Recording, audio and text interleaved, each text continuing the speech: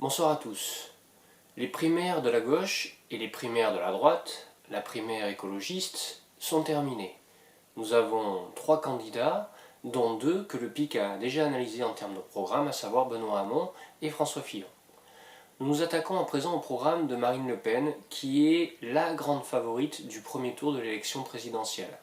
Son parti, le Front National, sulfureux, a une mauvaise réputation et défend des positions qui sont attaquées, en général, du point de vue de la morale.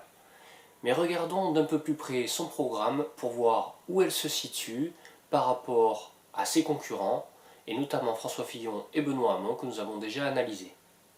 Suivez-nous.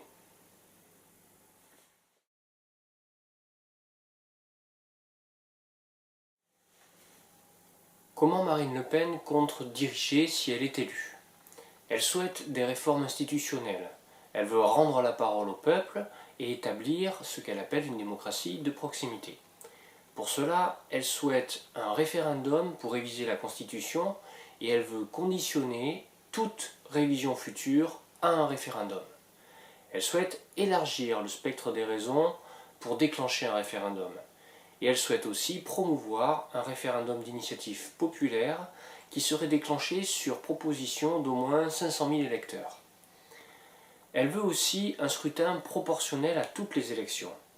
À l'Assemblée nationale, elle souhaite une proportionnelle intégrale avec une prime majoritaire de 30% des sièges pour la liste qui est arrivée en tête et elle souhaite un seuil bas de 5% des suffrages pour obtenir des élus. Elle fait ainsi barrage aux petits partis.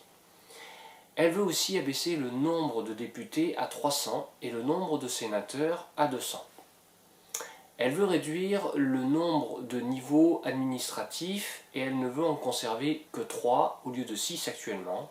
Elle souhaite en effet conserver les communes, les départements et l'État.